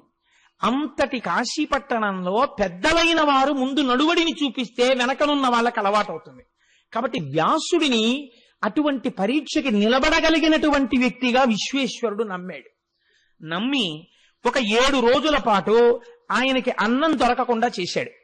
7 రోజులు అన్నం దొరకలేదు. అన్నం దొరకకపోతే ఇంత వ్యాసుడికి అక్కసు పుట్టింది. ఈ క్షేత్రంలో అన్నం దొరకలేదు, 7వ రోజు మిట్ట మధ్యాహ్నం అయిపోయింది. వెనకాతల 300 మంది శిష్యులు ఉన్నారు. అయ్యో, శిష్యులు నకనకలాడిపోతున్నారు. ఈ కాశీ పట్టణంలో అన్నం దొరకలేదు కనుక తనని అవమానించడం కన్నా తన భార్యను అవమానిస్తే పురుషుడికి కోపం వస్తుంది. నాకు కాశీలో అన్నం దొరకలేదు కాబట్టి కాశీని శపిస్తానన్నాడు ఆయన. ఇది చిత్రం. కాశీ ఎవరిప్పుడు? ఆయన 4 భార్యల్లో ఒకరు. ఆయన అనురాగస్థానం పరమేశ్వరుడికి. కాశీ జోలికెడితే ఊరుకుంటాడండి ఈశ్వరుడు. కాబట్టి ఆయన ఇప్పుడు చేతిలో శాపజలాల్ని పట్టుకుని, ధనము లేకుండదడు 3 తరములందు, 3 తరములు చెడుగాక మోక్షలక్ష్మి, విద్యలను 3 తరములు వెడలయు పంచజనులకు కాశికా పట్టణమున. కాశీలో ఎవరుంటారో వాళ్ళకి 3 తరాలు డబ్బు లేకుండా పోతుంది. కాశీలో 3 తరాల వరకు మోక్షం రాకుండా పోతుంది. కాశీలో 3 తరాల వరకు విద్య లేకుండా పోతుంది కాశీలో ఉన్న వాళ్ళకి. కాశీలో ఉన్న వాళ్ళు ఎవరైనా సరే ఇదే గతి పడుతుంది అన్నాడు. అప్పుడు ఏమవుతుంది? కాశీలో ఉన్న వాళ్ళందరూ వెళ్ళిపోతారు. కాశీ అంటే పండిత స్థానం అండి. అటువంటి కాశీ నిర్జనం అయిపోతుంది. ఇటువంటి శాపాన్ని ఇవ్వబోయాడు. చేతిలోకి నీళ్లు పట్టుకున్నాడు. పట్టుకునేటప్పటికీ గభాలన తలుపులు తెరుచుకున్నాయి ఒక ఇంటివి. అందులోంచి ఒక 50 సంవత్సరాల స్త్రీ పసుపచ్చటి ముఖంతో, విజయవాడ కనకదుర్గమ్మ ఎలా ఉంటుందో అలా ఇంత బొట్టు పెట్టుకుని ఇలా చెయ్యెత్తేటప్పటికి చేతుల గాజులు కనకనలాడుతుండగా, పారాణి పెట్టుకున్న పాదాలతో పసుపచ్చటి పట్టుచీర కట్టుకుని బయటికి వచ్చి, పక్కనే ఉన్నటువంటి వేరొక యవ్వనంలో ఉన్న చెలికెత్తె మీద భుజం మీద చెయ్యి వీసి, ఒక్కతే పరపురుషుడితో మాట్లాడకూడదు కనుక ఆవిడంది నోరు తెరిచి, భిక్షలేదని ఇంత కోపింతురయ్యా, కాశికాపట్టణము మీద కనినేయ. కనినేయ అంటే కన్యకు పుట్టినవాడు, సత్యవతీదేవి కుమారుడు. కాశికాపట్టణము మీద కానికేయ, కారణజన్ముడివి, నీకింత కోపమా అన్నం పుట్టలేదని? నీ మనశుద్ధి తెలియంగా నీలకంఠుడు ఇంత చేసను కాక కూడేమి బ్రాతి. నీ మనశుద్ధిని లోకానికి తెలియజేయడం కోసమని నీలకంఠుడి పరీక్ష పెట్టాడు. తట్టుకోలేకపోగా కాశీపట్టణాన్ని శిపిద్దాం అనుకుంటున్నావా? ఎంత అమాయకుడివయ్యా వ్యాసుడా నువ్వు. శ్రీ విశాలాక్షి బంగారు త్రిడ్డునందు అమృతపాయసమసగున అభ్యాగతులకు కాశికాపురి మధ్యాహ్న కాలమనగా వినియు నెరుగవే ఆతిథ్య వేళలందు. ఏం వినలా వ్యాసా నువ్వు? మధ్యాహ్నం అయ్యేటప్పటికి కాశికాపట్టణంలో ఉన్నటువంటి ప్రతి వాడికి విశాలాక్షి అయి ఇంతంత కళ్ళతో పిల్లలు అన్నంతో ఉన్న ఆకలితో ఉన్నారేమో అని చూడ్డానికి వచ్చింది అన్నపూర్ణ. ఇక్కడ పెద్ద పెద్ద కళ్ళతో చూసి బంగారు తెడ్డుతో అన్నం పెడుతోంది మధ్యాహ్నం. ఎక్కడ ఏ రూపంలో పెట్టినా అమ్మవారి పెడుతోంది కాశీలో. అటువంటి అన్నపూర్ణ వెలిసిన క్షేత్రంలో అన్నం దొరకకపోతే అది ఈశ్వరుడి యొక్క పరీక్ష అన్న ఆలోచన నీకెందుకు రాలేదయా? కాశీని శపిద్దాం అనుకున్నావా? బుభుక్షిత కిన్న కరోతి పాపం. ఆకలితో ఉన్నవాడు ఏ పాపమైనా చేసేస్తారనడానికి నువ్వే ఉదాహరణయా వ్యాస. కాశీపై కోపగింపక కాదు నీకు, ఎంత కోపించునో ఇంత కిందుమౌళి, విప్రణవుగాన నేరము వెతుకతగదు, భిక్ష కొనిరమ్ము మాటలు పెక్కులేలా. బ్రాహ్మణుడవయ్యా, నీ మీద నేను నిందారోపణ చేసి నువ్వు చేసింది మంచా చెడా చర్చ చేయకూడదు. దా లోపలికి. ఇటు అన్నం లేదని కదా నువ్వు ఇంత బాధపడిపోతున్నావు? వెళ్ళు, ఒక్కసారి గంగానది ఒడ్డుకి వెళ్ళి స్నానం చేసేసి మధ్యాహ్న కాలంలో చెయ్యవలసిన సంధ్యావందనం చేసి శివలింగానికి అభిషేకం చేసుకుని మీ శిష్యులతో రా, అన్నం పెడతాను అంది. ఏమిటి ఇంత మంచి ధీటిగా చెప్తోంది ఈవిడ, అన్నం పెడతానని ఇంతమంది శిష్యులతో. పెడుతుందా అనుమానపడ్డాడు ఆయన. సరే, ఇన్నాళ్ళకి పెడతానన్న మనిషి దొరికింది. వెళ్ళాడు, గంగా స్నానం చేశాడు, సంధ్యావందనం చేసుకున్నాడు, అభిషేకం చేసుకున్నాడు, తిరిగి వచ్చాడు. శిష్యులతో కలిసి వచ్చాడు. లోపలికి రమ్మంది ఆవిడ. అందరూ వచ్చి కూర్చున్నారు. పాత్రలు పెట్టారు. అన్ని పాత్రలు పెట్టేశారు. పరిశేచనానికి నీ చేతిలో ఔపోసన నీళ్లు పోసేస్తున్నారు. ఎక్కడా పొగలేదు, మంచి పోపులు పెడుతున్న సువాసనం లేదు, వడ్డించడానికి గుండిగలు కదుపుతున్నటువంటి చప్పుడు లేదు, కూరలు అవి కదుపుతున్న గరిటెల తప్పుళ్ళు లేవు, ఓ పచ్చళ్ళలో పోపెట్టిన వాసన లేదు. మహానుభావుడు ఎంత దర్శనం చేశాడో శ్రీనాథ మహాకవి. వండిన చొప్పును పొగపు వాసనయున్ పొగపారు చందమున్ భాండ సమృద్ధి సంపదయు పాక విభూతియు సర్వమంగళం. ఏమిటయా? ఓ గిన్నెల చప్పుడు లేదు, ఓ పచ్చడికి పోపు వాసన లేదు, ఓ కూర వాసన లేదు. అండజయాన రిత్త ప్రియమాడెను. అండజయాన అంటే హంస నడకలగలిగినటువంటి తల్లి రిత్త ప్రియమాడెను. అబద్ధం చెప్పింది మనకి. ఏం లేదు ఇంట్లో పెట్టడానికి. ఇలా అంటోందేంటి? నేడును భోజనంబు లేకుండుట కాననయ్యే. ఇవాళ కూడా మనకి భోజనం లేదు, ఆకులే ఉంటాయంతే అనుకున్నాడు. అసితోత్పల గంధియు ఏమి మాయయో. ఈ నల్ల కలువ లాంటి కళ్ళున్నటువంటి ఈవిడ ఎందుకు ఇలాంటి పని చేసిందో మనకి అనుకున్నాడు. అంతే. ఇలా ఔపోసన నీళ్లు చేతిలో పట్టుకున్నారంటే ఆముత్తైదువ యాజ్ఞ విప్ర నికరం వాపోషణం బెత్తినం సామర్థ్యం వది ఎట్టిదో నిఖిలమన్ సంపూర్ణమై పత్ర పాత్రీ మధ్యంబున పిండి వంటకములున్ దివ్యాన్నముల్ షడ్ర సామాగ్రి రుచి మత్పదార్థ చేయముల్ సంధిల్లె నొక్కుమ్మడిన్. ఇలా పట్టుకునేటప్పటికీ అరిటాకు నల్లగా మత్సపడేటట్టు పొగలు కక్కుతున్న తెల్లటి అన్నం, కూరలు, పచ్చళ్ళు, పిండి వంటలు, నోటితో నాకేటటువంటి పదార్థాలు, తాగే పదార్థాలు, భక్ష్య భోజ్య లేఖ్య చోష్యములు అన్నిటితో కూడా పైన నెయ్యి అధికారం చేయబడినటువంటి ఇన్ని పదార్థాలతో విస్తరి కనపడింది. అమ్మయ్యా, ఎంత చిత్రమయ్యా, ఏమిటి ఈవిడ? అలా నిలబడి ఓ నవ్వు నవ్విందంటే అందరి విస్తరణలోకే అన్నాలు వచ్చేసాయి. ఏమీ ఆశ్చర్యం అనుకుని తింటున్నారట. అని అనుకున్నారు. ఏమిటి మారు పట్టరారేమిటి, పప్పు పట్టరావాలి కదా, అయ్యా ఇంకొంచెం పప్పు వేసుకుంటారా అనాలి కదా అనుకుని ఇలా పప్పు కలుపుకుంటూ అక్కడ అనుకున్నట్ట, ఇంకొక ఇంత పప్పు ఉంటే బాగుండు, ఇలా తలెత్తి చూద్దామంటే ఎవరు వడ్డించేవాళ్ళు కనపట్టలేదు అనుకున్నట్ట. ఎవడే పదార్థం ఇంతేని చింతించు అతనికా పదార్థం అంత కలిగి అరిటియాకు మీద అవతారమై ఉండు ఇట్టి మహిమ చూడమెన్నడేని. అంత పప్పు వచ్చేసేది. ఇలా పప్పులా కలుపుకుంటూ ఇంకొంచెం నెయ్యి ఉంటే బాగుండు, కమ్మని నెయ్యి వచ్చేసేది, కలిపేసుకుని తినేసేవాడు. కూర ఇలా కలుపుకుని అబ్బా ఎంత బాగుంది అరటికాయ ఆవపెట్టిన కూర, ఇంకొక మొక్కుంటే బాగుండు అనేటప్పటికి ఇంకో ఇంత ఆవతో అరటికాయ కూర వచ్చేది, అది కలిపేసుకునేవట. ఎవడు ఎంతంత తిందామనుకుంటే అంతంత వచ్చింది. అంటే ఏంటి, మీకు ఏమిటి అర్థం అవుతోంది దీన్ని బట్టి? వడ్డించిన విస్తట్లో ఆకరణ పదార్థం ఉండిపోకూడదు. ఎవడు ఎంత తినాలని అనుకున్నాడో అంత పదార్థం వచ్చింది, కాబట్టి ఆకరణ విస్తళ్లలో అన్ని పదార్థాలు అయిపోయి. మా గురువు గారు విస్తట్లో భోంచేస్తే మా ఆవిడ ఇప్పటికే అంటుంటుంది, గురువు గారు భోజనం చేసినట్టు ఎవరు చెయ్యగలరు అని. వేసిన ఆకు ఎలా ఉంటుందో మా గురువు గారి భోజనం అయిపోయినాకు అలాగే ఉంటుంది. కాబట్టి అంత అందంగా తినగలగాలి. అది ఈశ్వరోపాసన చేసిన వాడి భోజనం కూడా అలా ఉంటుంది. దేవతార్చన కదండి అది.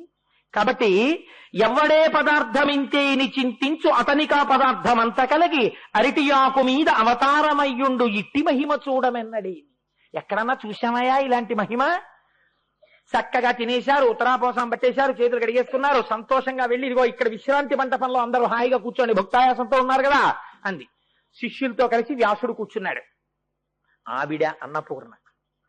ఇప్పుడు ఆవిడ భర్తతో కలిసి వచ్చింది. చూడండి అమ్మవారి అనుగ్రహం ఇది. ముందు శివుడికి తెలిస్తే శాపం పెడతాడు కాశీ వదిలిపోమ్మని. ఆకలితో బిడ్డ వెళ్ళిపోతాడేమో అని ముందు అన్నం పెట్టేసి శంకరుణ్ణి తీసుకొచ్చింది. శివా విశ్వస్య భేషజీ అండ్ అందుకే రుద్రం లోకాన్ని బతికించడానికి ఆవిడ హేతువు మా అమ్మ. కనుక ఇప్పుడు చంద్రబింబానన చంద్రరేఖామౌళి నీలకుంతల భార నిగలగలుడు ధవలాయతేచ్చన ధవలాకిలాంగుండు మదన సంజీవని మదనహరుడు నాగేంద్ర నిభయాన నాగకుండలధారి భువనమోహన గాత్ర భువనకర్త గిరిరాజ కన్యక గిరిరాజ నిలయుండు సర్వాంగ సుందరి సర్వగురుడు గౌరి శ్రీ విశ్వనాథుండు కనక పాదుకలు మెట్టి చట్టలు పట్టికొనుచు ఎగుదించిరి మొయ్యార మెసగ మెసగ విహరణ క్రియమాయన్న వీధికపుడు. వీళ్ళు ఎక్కడ విశ్రాంతి తీసుకుంటున్నారో అక్కడికి పార్వతీ పరమేశ్వరులు ఇలా భుజాలు తగులుతూ చేతులు పట్టుకుని వచ్చారట. తెల్లటి చేతిలో ఎర్రటి చేతి వేళ్లు కలిసి వచ్చారు. వస్తే నిజంగా శ్రీనాథుడు దర్శనం చేశాడు. చంద్రబింబానన చంద్రరేఖామౌళి నీలకుంతల భార నిగలగల్లుడు. ఒక ఆవిడ చంద్రబింబానన చంద్రుడి వంటి ముఖం ఉంది, పక్కనున్నాయన చంద్రరేఖామౌళి చంద్రుడిని ఆభరణంగా పెట్టుకున్నవాడు.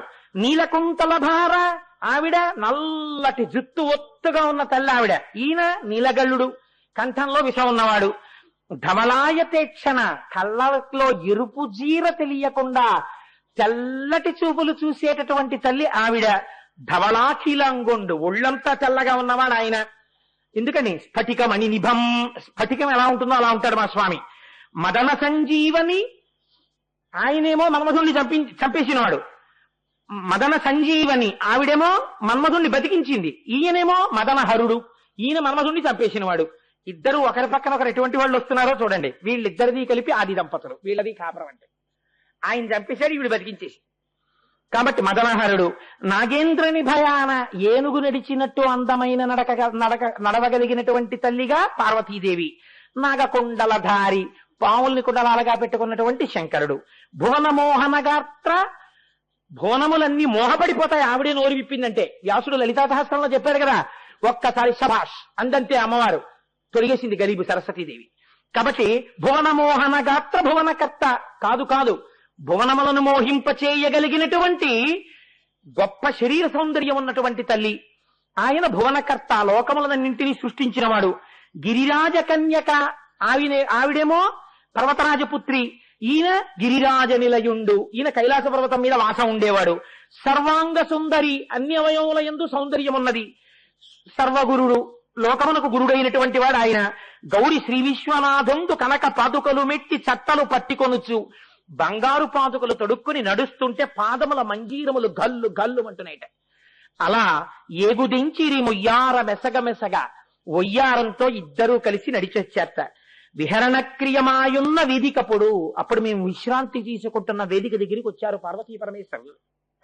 చెప్తున్నాడు మహానుభావుడు వ్యాస మహర్షి. వచ్చి అమ్మవారి వంక చూశాట, ప్రసన్నంగా నవ్వుతోందట. అయ్యవారి వంక చూశాట అని ఉన్నట్ట. ఏంటి ఇంత కోపంగా ఉన్నాడినా అని బెంగ పెట్టుకున్నట్ట. ఇదేంటి ఎప్పుడు చూడలేదే, ఇలా ఉన్నాడేంటి కోపంగా నా పట్ల, అమ్మవారింత ప్రసన్నంగా ఉంది అనుకున్నట్ట.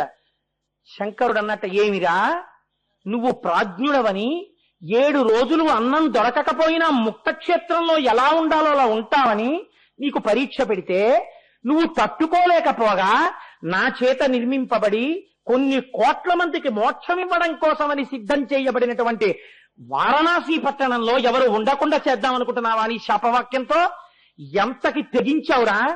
ఏది నా లక్ష్యమో ఏది నా ధ్యేయమో దాన్ని త్రోసిరాదనగలిగిన శాపం ఇవ్వాలనుకుంటున్నావా అంటే ఆయన సంకల్పానికి వ్యతిరేకంగా ప్రయత్నించాడు. శివ సంకల్పమస్తు అనవలసిన వాడు వ్యతిరిక్తంగా ప్రవర్తించాడు. ఎందుకు నీ అభిషేకం ఇంకా, ఎందుకు నువ్వు చదువుకున్నటువంటి శాస్త్రం ఇంకా, ఎందుకు నీ తపస్సు ఇంకా, నీవిగ కాశీలో ఉండడానికి అర్హుడవు కావు. కాబట్టి నువ్వు కాశీ విడిచి ఉత్తరక్షణం నీ శిష్యులతో కలిసి వెళ్ళిపోవాలి.